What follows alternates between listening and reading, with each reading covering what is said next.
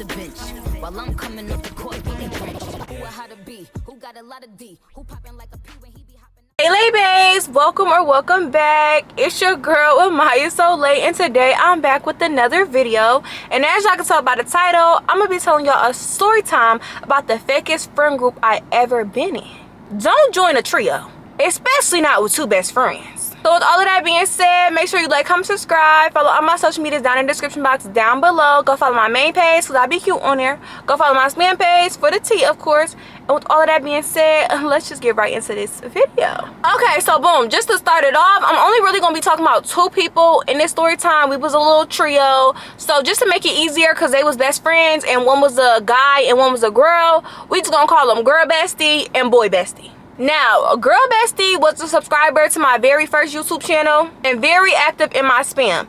So active to the point where I started to remember her username because she was always interacting with my spam posts. So one day in October 2021, I posted on my spam how I was moving to North Carolina from Maryland, and she DM'd me and was like, oh girl, we should be friends. Since she was someone that I felt like had been really supporting me, I thought she had good intentions. And since I was new to the area, I'm not even gonna lie, I was feeling impulsive, feeling like because I'm not trying to stay in the house and I don't know where I'm gonna meet anybody else at until I start school. So I gave girl bestie my personal number, and then we started texting more. Find out we both love Tootsie, and Tootsie was actually having a concert in November 2021, so I asked her if she wanted to go with me. So boom, that was our first time linking. She brought her boy bestie along with her and everything was cool. Like, I was really liking the vibes. They said they had a good time with me. I felt like I had a good time with them. So really, basically after that, that's when we kind of became a trio.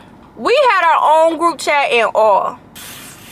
Now at the beginning, I did notice some small stuff that they would do, but I always gaslit myself into thinking, you know, maybe I'm tripping, you know, maybe I'm just used to having fake friends. If you watch me since I had my other channel, then you know I've been making fake friend story time since I hopped on this, okay? I have never had a real friend. I've only ever been the real friend. So I just always gaslit myself and was like, you know what, Amaya, like, maybe you just got friendship PTSD or something. You know, you probably think everybody always out to get you. Like, that's not the case. So I always gaslit myself and told myself, you know, I must be tripping. It can't be like that. I'm just tripping. But one of the very first things I noticed was they love talking about stuff only they knew about in front of me, leaving me to sit there just clueless and left out, like having full-blown conversations with each other, not even trying to include me. Bringing up names of people I ain't never met, ain't never knew existed. Like, I would just love to talk about how Kiki pulled up on her side man's main girl, cousins, doctors, hairstylist, baby mom's house, and got beat up out the frame too. I want to talk about that too. But no, I would just sit there and be looking like.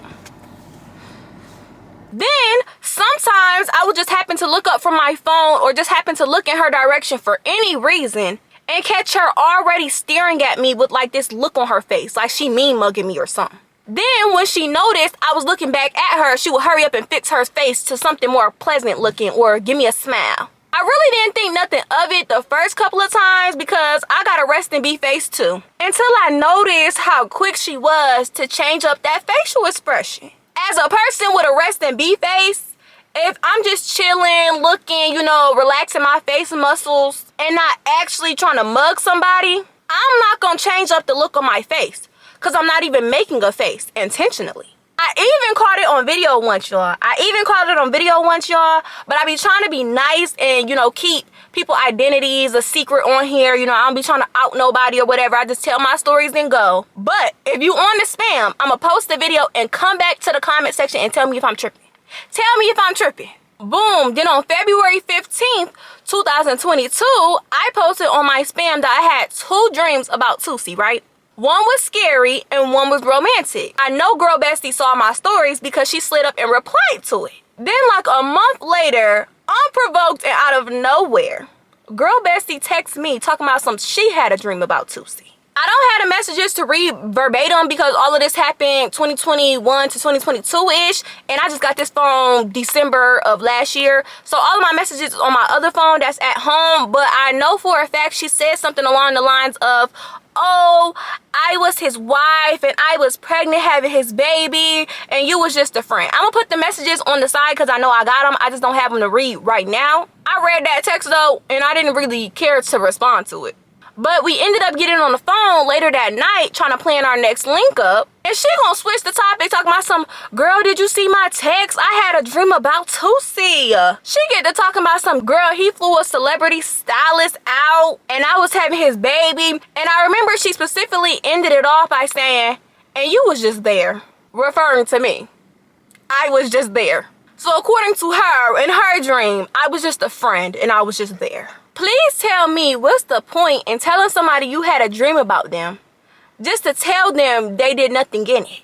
Why even bother telling them about the nothing they did in your dream? Y'all couldn't come up with a good reason, right? Exactly. My thoughts too. It was like she knew we both loved Tusi and wanted to rub in my face that she was the main character in her dream and I was nothing. But to me, it just gave childish and corny. Cause that man is a whole celebrity, girl. Not thinking about neither one of us. Then it's like, you can't make me feel jealous or feel inadequate over a dream and a man that's not even mine. I don't care how much I love Tusi. I am not one of them crazed, obsessed fans. Talking about some, it felt so real. I wanna cry. Like, girl, please. Wipe that saliva off your face because you can't be talking about real tears, boo. Cut the theatrics. Like, we are too grown for this. It's given when we used to fight over mindless behavior, making up scenarios, trying to make each other jealous over men we ain't never gonna meet for real. I just know she was one of them girls that went to their concert and just swore Ray Ray was looking at her. Just swore Ray Ray wanted her. Or one of them that just lied just to lie.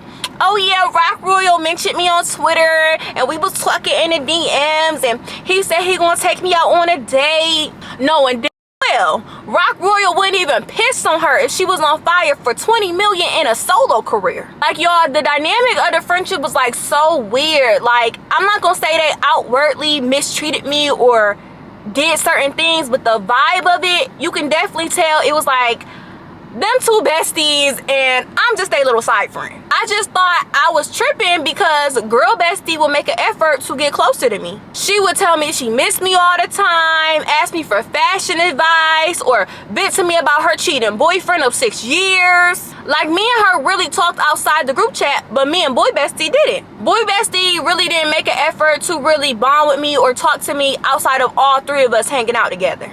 So at the time, I was thinking like, you know, maybe he just don't really like me like that. And, you know, since they best friends, when he talk about me to her, of course, she gonna join in. So it's like when we all get around each other, you know, she gotta pretend like she don't too much like me like that. But when we wasn't all together, she just so, oh, I miss you, I miss you, I miss you. Oh, Maya. It's all these compliments, it's all this love. So that was my perspective at the time, right? But again, me knowing I ain't never had a real friend a day in my life, I'm just thinking I'm tripping. I must got friendship PTSD. Let me give them a chance or something. Of course they best friends. They've been best friends for years. Like, of course they're going to be closer than they are with me. So one day we had plans to go to this tattoo shop because 2 of us had wanted piercings and 1 person had wanted a tattoo. And then after that, we were supposed to go to this hookah lounge. So we go to North Lake Mall to go get tattoos at that little tattoo shop or whatever. But unfortunately, we had got there a little bit too late. So the person that had wanted a piercing, they were able to get the piercing. But the 2 of us that wanted the tattoo, we couldn't get the tattoo because it was too late and it was about to close. So we walking back to the parking lot. We get to our cars. Girl bestie car and my car was parked right next to each other. Boy bestie didn't have a car. He rode with girl bestie everywhere we went. So girl bestie popped her trunk and she started pulling out liquor bottles. She had some called Everclear and then she pulled out Pink Whitney. And at the time, Pink Whitney was my drink. So when she pulled out the Pink Whitney, I just did me a little dance like, period. You know, you got the Pink Whitney, period. Like, what? It wasn't too extra. It was just more so like, period. You got the Pink Whitney, bitch. We finna get lit. And y'all, soon as I did that, they both got silent. and they looked immediately at each other. They made instant eye contact, and it was like quiet for like a good 45 seconds, like they was communicating with each other with their eyes. And I know y'all have all done that before. I've even done that before with past friends, past best friends. Shoot, even my family. One of my family members got a very nasty house. So me and my mama both know when we go over there, we don't eat over there. We don't even spend too much time over there. But as soon as that family member come over here and ask us, you know why we don't got a plate, it's instant eye contact before my mom give an excuse. Like, we all know what that means when somebody says something or somebody do something and two people just look at each other immediately. And that's when I realized I wasn't tripping for feeling like they talk about me behind my back. But at the same time, I didn't stop being cool with them, because what was I supposed to say? Oh, I wasn't feeling how you told me about your Tuesday dream. Or I didn't like how y'all made eye contact with each other after I did that dance. I'm done being cool with y'all because I keep happening to look up and girl bestie looking at me weird. Like, that just sounds childish. It just sounds like, what is you really mad at? Them reasons are so petty. So I gaslit myself again and told myself I must just be reading too much into stuff. Like, you really got friendship PTSD. Like, what's wrong with you? You just can't let nobody be good to you, huh? Why y'all ain't tell me my camera was a little crooked? And not too much. If you hear some air in the background, it is hot outside. In North Carolina, it is hot, baby. So I be turning on the air conditioning and I be trying to talk loud so that y'all can hear me over the AC. That's why y'all be in the comments like, why you talk so loud? Why you talk so loud? Because I'm trying to talk louder than the AC. But yeah. So then it started to progress into something I really wasn't trying to gaslight myself about. Because I started to notice every time girl bestie starts a little play argument with me, she always brings up how she wants to fight me. Now, we all had smart mouths. All of us in the trio, we had smart mouths. So I didn't really think nothing of it at the time, you know, at first, because I kind of talk like that a little bit too. Like, I'm quick to say, girl, call me back before we have to fight. Or, didn't I tell you to text me when you got home safe? Next time, I'm gonna beat y'all, have me thinking something happened to you. And yeah, that's aggressive. But all my friends talk like that. We all know each other is playing. And that's all I would say. I would never drag it on out and tell her how, yeah, girl, come outside because woo, woo, woo, woo, woo, and oh, I could do this and I've been fighting all my life. I could fight better than you. Woo, woo. I never dragged it on. That was pretty much all I would say. I never really want to truly fight my friends for real anyway. So I really thought girl bestie was playing at first when she would say it to me, until she started trying to like size me up. Making it seem like because she got 250 pounds on me that she could just beat me up. She could just thrash me. And because I'm just not the type of person that's just going to let somebody tell me they finna just beat me up, playing or not, I will always say something back. Because I thought she was playing, I ain't go in on the girl or nothing. But I would say something like, girl, you really think you finna beat me up? No, boo. You finna leave beat up. You doing all that underestimated, and you gonna be surprised when you go back home with black eyes. But then she would drag it using real life reasons as to why she thinks she could beat me up. Talking about some, oh, I'm taller than you, girl. You really think you could beat me up? Or, oh, you so skinny. You really think you beating my thick ass up? Or she would tag in her boy best friend and get him to side with her. She'd be talking about some old boy bestie. You need to tell her how I get down. She don't know how I get down. You need to let her know she's not beating me. Sometimes she would even be like, oh, well, girl, even if you did beat me up, you know my boy bestie jumping in. And he would be like, no shade of Maya, but Ann is. Then I noticed she only does this with me. When they play argue, she never mentions fighting. They argue like this. I'm gonna post the screenshots. They argue like this. Do you see anywhere in these screenshots where she say the word fight? Right. So now once I peep that, I'm starting to take her words a little bit more seriously. One day we get on the phone, we all on group FaceTime because I wanted to plan a game night at my house. And for some reason, Shorty started another play argument with me. And when I say play argument, you know how people say, oh, people say hate and shit, but in a joking manner? That's what I mean. Like, she would say it in a playful tone, a joking tone. So like I said, we on this group FaceTime call or whatever, talking about the game night, and out of nowhere she just starts another play argument with me, telling me how, oh, she'll beat me up. And of course, if you know me, you know I ain't never backing down. Don't give a if you got 250 pounds on me or not, baby. The bigger you are, the harder they fall. So when I didn't back down, she drags it and starts telling me how, oh, I'm such a peasant, and how I asked to hang with them. They ain't never pressed to hang with me.